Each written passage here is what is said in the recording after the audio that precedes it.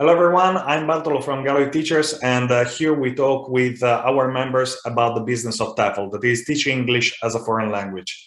The topic of today is AI, artificial intelligence. Is it good for us? Is it bad for us? We are going to talk about that with an expert who turned her passion for writing into a profession and now has a company. She hires a lot of writers, but at the same time uses artificial intelligence. Ladies and gentlemen, Charli Hunt, CEO of Proof Content. This video is offered to you by galleryteachers.com. Check out our website if you want to start a career in teaching English. While emailing each other, I did some research, and you're working with AI. I still have to make up my mind on artificial intelligence for writing. The thing to remember is it's not really, at the moment anyway, it's not something to be scared of, and it's not something that's stealing our jobs.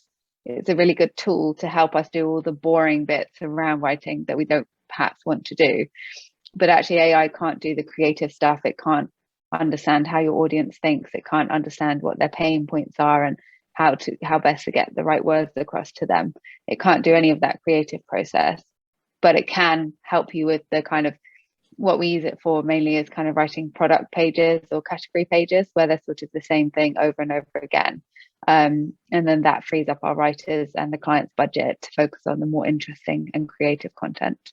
And then I guess it also helps with the kind of SEO stuff. So I think SEO is sometimes a bit of a dirty word.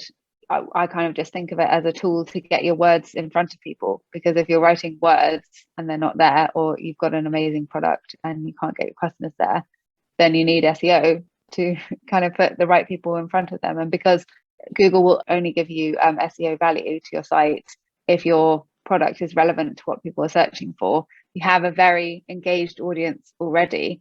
It's not like social ads or PPC ads where you can accidentally bid on the wrong thing.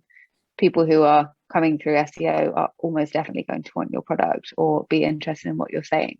I really like SEO, and I think it's a really good tool for writers. It's something you should know about as you write. It reminds me of a short novel by Roald Dahl that is The Great Grammatizator. Have you ever read it? I haven't read it, but I'm aware of it. And yeah, it's definitely a predictor of the future. I think that's what's happening today. So the story, more or less, I think it was published in 1983. And the story was about an inventor who made a machine able to write in any style in English. And it impressed me for two reasons. One is because it was published in 1993, and at that time it was science fiction, and now it's a very actual topic. And the other thing is that Roald Dahl thought that English is a very mathematical language. So unlike Italian, for example, where we have to construct the sentences in a more articulated way, there is a way to convert English in mathematics. English is more strict, maybe because the grammar is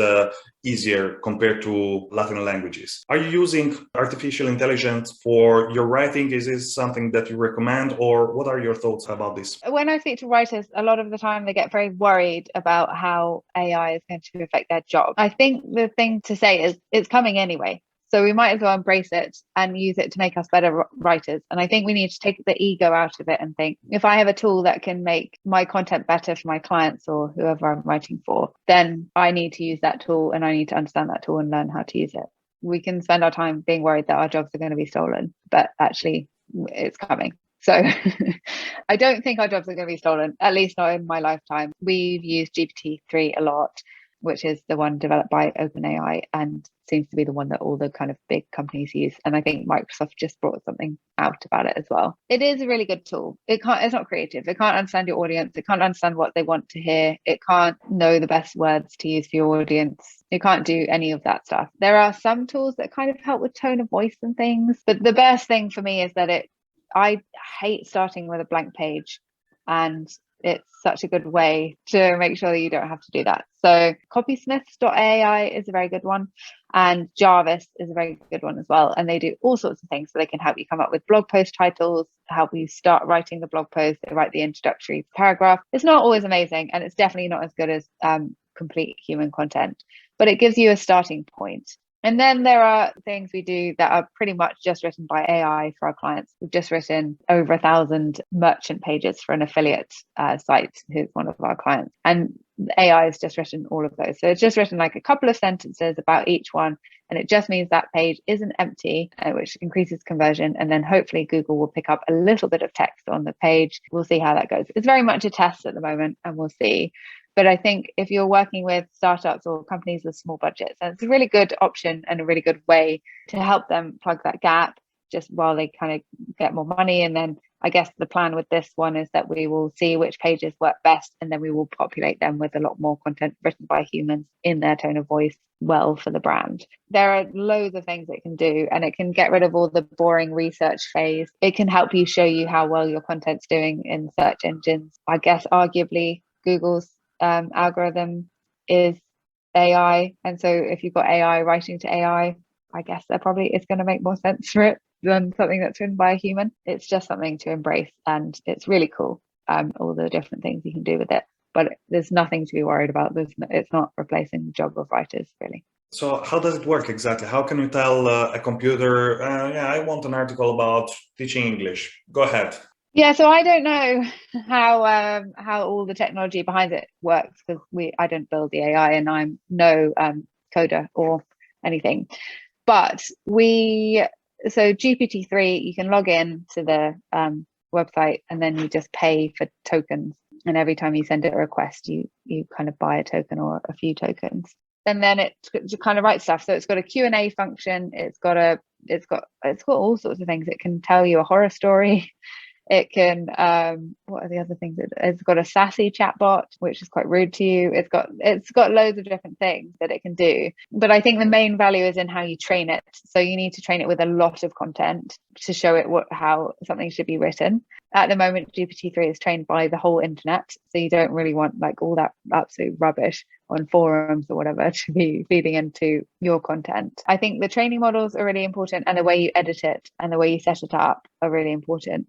And then that's why using a service like Copysmith or Jarvis are really helpful, because they have already done all the training for you. We are actually using AI, so even without knowing it. For example, I use Grammarly, and Grammarly corrects me. They don't just correct my grammar, they also correct the philosophy behind my writing. Another tool that we are using, and it's AI without knowing it, it's Google Translate. We have some questions from our members. We have a forum, and we asked our members to write their questions for you, and I selected a few. Are there any writing opportunities for teachers? I think there are always writing opportunities for good writers who understand a topic about one of our clients' products. Every company really should have a freelance writer. So yeah, I think there are definitely opportunities everywhere. It's amazing how many freelance writers can't actually write that well. So if you can write really well, there's always going to be opportunities. But copywriting, which is not exactly writing. You disagree with me? I disagree with you. Okay, tell me. But I think that's probably just semantic. I mean, it's copywriting. You're writing. You're writing copy. But it's the purpose of copywriting is sales, while writing is not.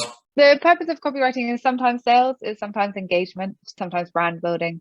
So I think it's different things, I guess. You need to have other skills in order to be a good copywriter. So not just writing well, but you need to have a preparation, also a technical preparation that an academic teacher might not know anything about SEO or WordPress, while a copywriter needs to have these skills plus other skills. I think if you understand the topic, then when we create the brief, you can be fine just being a good writer. With writing, just understanding spelling and grammar and syntax and how something should be laid out is not being a good writer. It's having the creativity and knowing how to get your point across to an audience and understanding that audience.